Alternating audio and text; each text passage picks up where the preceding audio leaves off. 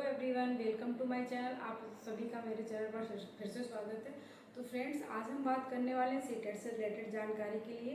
तो अभी अब हम बात करने वाले हैं सीटेट दिसंबर की, क्योंकि जुलाई तो हो सीटेट जुलाई तो हो गया एग्ज़ाम। मेरे बहुत से साथीगणों ने एग्ज़ाम दिया होगा, बहुत से लोग पास हुए होंगे और कुछ लोग ऐसे होंगे जिनका 1-2 नंबर से रह गया होगा।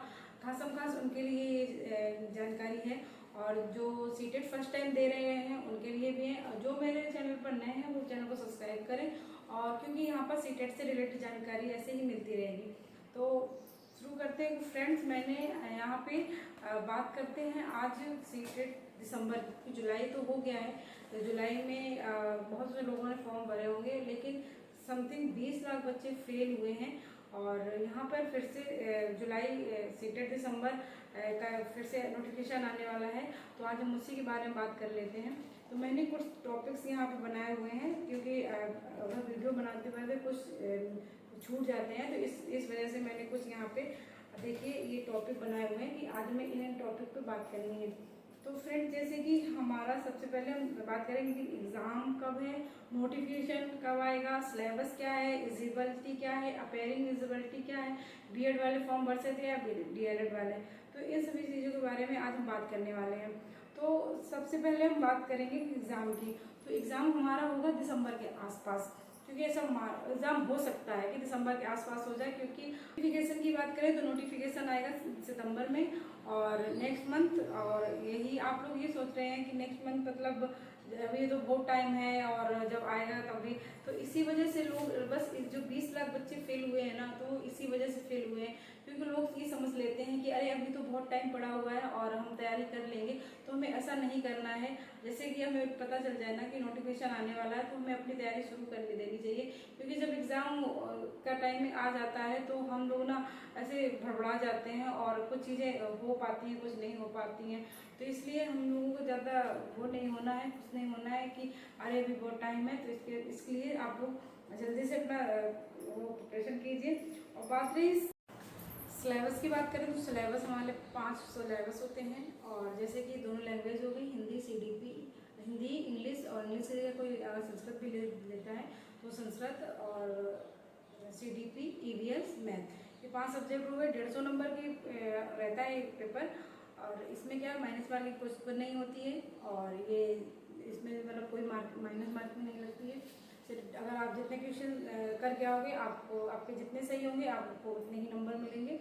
तो फ्रेंड्स, यहाँ पे अगर आप लोग ये सोच रहे हैं कि मैं यूट्यूब से या फिर किसी पैड कोर्स से सीटेट पास कर हो जाएगा, तो ऐसा आप मतलब कर सकते हो, लेकिन मेरे हिसाब से ये गलत है। और ये सिर्फ यूट्यूब के भरोसे ही आप ना रहें, क्योंकि यूट्यूब में देखो किसी ने अपना कैसा भी कंटेंट डाला है, किसी ने सिर्फ जीन पे आजे की, या किसी ने वैदगोशी का वो डाल दिया, तो आपको मतलब सीक्वेंस से चीज़ें नहीं मिल पाएंगी। कभी किसी का थोड़ा सा मिल गया, कभी तो आप लोग इसके लिए क्या करें, सेल्फ मतलब नोट्स बनाएं, सेल्फ पढ़ें, या किसी बुक ले लें, बुक से पढ़ें, या फिर मतलब अगर कोर्स ही लेना है तो किसी एक का कंटिन्यूटी भरोसा करके किसी भी टीचर पे आपको भरोसा करना पड़ेगा, तो किसी का कोर्स भी ले सकते हैं। जैसे कि मेरा मानना ये है कि यूट्यूब के भरोसे आप ना रहें, अपना अच्छे से लिखें प्रॉपर तरीके से। कि जैसे कि सीडीपी में हो गया, सीडीपी को ना, जैसे सीडीपी की बात ले लेते हैं, सीडीपी प्रॉपर तरीके से लिख लीजिए। अब यहाँ पे मैंने लिखा भी है कितने कितने क्वेश्चन कहाँ से आते हैं। जैसे चाइल्ड डेवलपमेंट के 10 क्वेश्चन आते हैं, तो चाइल्ड डेवलपमेंट को आपको बहुत अच्छे से पढ़ना पड़ेगा, क्योंकि सबसे ज़्यादा काफ़ी मैक्सिमम 10 क्वेश्चन अगर सीडीपी में चाइल्ड डेवलपमेंट से आ रहा है, तो आपको उसको बहुत अच्छे से पढ़ना पड़ेगा। समावेशी शिक्षा के 5 क्वेश्चन आते हैं, समावेशी शिक्षा भी आप लोगों को अच्छे से पढ़नी पड़ेगी, 5 क्वेश्चन आ रहे हैं। ऊपर पेडोलॉजी के 15 क्वेश्चन आते हैं, तो हमारे टोटल कितने हो गए, 30 क्वेश्चन हो गए, ठीक है। तो ऐसे ही हमें अपने अच्छे तरीके से लिख लेना है, और सिलेबस को अच्छे जो भी एक सिलेबस नोट डाउन फ़ोन में या किसी चीज़ में सिलेबस अपना पूरा मिल जाए, कंटेंट मिल जाएगा कि किस किस जगह से कौन कौन क्वेश्चन आ रहे हैं, ये सारी चीज़ें आप लोगों को मिल जाएंगी वहाँ पे। और आप लोग मतलब ये सारे में मत बैठिए कि अरे बहुत दिन पड़े हुए हैं, हमें किसी न किसी तरीके से पास हो जाएंगे। तो पास होना और अच्छे नंबर लाना बहुत अंतर रहता है। किसी किसी का ये रहता है कि इसी भरोसे बने रहें, तो उनके 88, 89, 90 नंबर तक भी नहीं पहुँच पाते हैं। तो आप लोग ऐसे आप पढ़ो कि आप लोगों के 90 नंबर से ज़्यादा आ जाएँ। फिर इसके बाद हमारा क्या आ जाता है फिर, और मतलब लोग ये बोलते हैं कि प्रीवियस ईयर क्वेश्चन से सब कुछ हो जाएगा, प्रीवियस ईयर क्वेश्चन से कि प्रीवियस ईयर सबसे बेस्ट रहेगा, प्रीवियस ईयर क्वेश्चन लगा लो। तो हमने ये नहीं मैं मानती हूँ कि प्रीवियस ईयर, लेकिन प्रीवियस ईयर के भरोसे ये सब कुछ नहीं है। प्रीवियस ईयर लगाने से पहले आपको वो कंटेंट, वो चीज़ें आपको पढ़नी पड़ेंगी, समझनी पड़ेंगी, इसके बाद आप क्वेश्चन को समझ पाएंगे। प्रीवियस ईयर में भी क्या है कि तुरंत वो तो है नहीं कि एक क्वेश्चन आपके माइंड में सेट हो, ऐसे उसमें प्रीवियस ईयर में ये है कि हम लोग को पता चल जाता है कि ऐसे क्वेश्चन, ऐसे ऐसे क्वेश्चन बार बार बनते हैं। तो आप लोग उसके लिए कंटेंट पता होना चाहिए, कंटेंट हमारा कैसा है, हमें चीज़ें पढ़नी पड़ेंगी, आपको CTP पढ़नी पड़ेगी, मैथ पढ़नी पड़ेगी, उसके लिए हिंदी पढ़नी पड़ेगी, अंग्रेजी या संस्कृत पढ़नी पड़ेगी, EVS पढ़नी पड़ेगी, तब हमको प्रीवियस ईयर के क्वेश्चन सेट तब हम लगाएंगे तो हमें चीज़ें ज़्यादा बेहतर समझ में आएंगी और उन क्वेश्चन को हम आसानी से कर सकेंगे। कि जब हमें चीज़ें पता होंगी, कंटेंट पता होगा कि ये इसका ऐसे होता है, थ्योरी उसकी हमारे माइंड में होंगी, तब हमें चीज़ें पता होंगी, तो हमें क्वेश्चन ईयर हमारे अपने आप सॉल्व होते चले जाएंगे। तो क्वेश्चन ईयर से हम प्रीवियस ईयर क्वेश्चन ईयर से क्या होता है कि हमारी प्रैक्टिस अच्छी बनती है, हमारा वो जो रहता है ना कि आप बात कर लेते हैं इजिबिलिटी की, कि मतलब इजेबल कौन कौन लोग हैं। तो जैसे कि आपने अगर B.Ed या BTC का फर्स्ट सेमेस्टर, लोग हमसे पूछने लगते हैं कि मैंने B.Ed में या BTC में एडमिशन लिया है और उसमें मेरा मतलब हम CTET दे सकते हैं, वो मान्य होगा या नहीं होगा। तो बिल्कुल आपका, अगर आपने B.Ed या BTC में एडमिशन लिया है, आपका फर्स्ट सेमेस्टर भी है या सेकंड सेमेस्टर या थर्ड, कोई सा भी सेमेस्टर आपने CTET दिया है और आप अगर उसमें क्वालिफाई हो, पास हो, तो आपका इजिबल माना जाएगा। और इसके बाद ये है कि अपेयरिंग एलिजिबिलिटी, हाँ वही हो गया कि अपेयरिंग एलिजिबिलिटी वाले, तो अपेयरिंग वाले सभी का मान्य है। और अगर आप फर्स्ट एडमिशन ले लिया, फर्स्ट सेमेस्टर में भी हो, अगर आपकी तैयारी अच्छी है तो आपने वो एग्ज़ाम दिया है, आप पास हो गए हो, तो आपको आपका एलिजिबल है।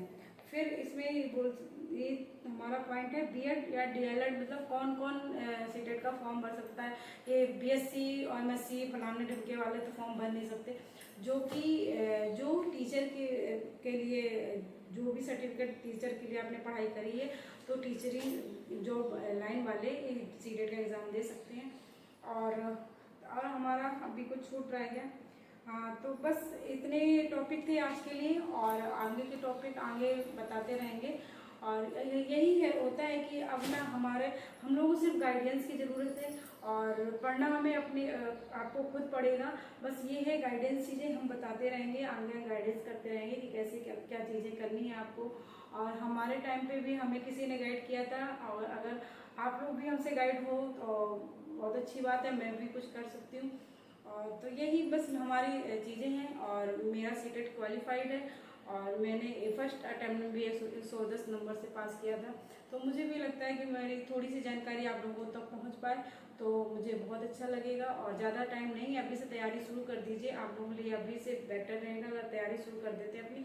लास्ट जो नेक्स्ट मंथ आ जाएगा, उसका फॉर्म भरने लगेंगे CTET के।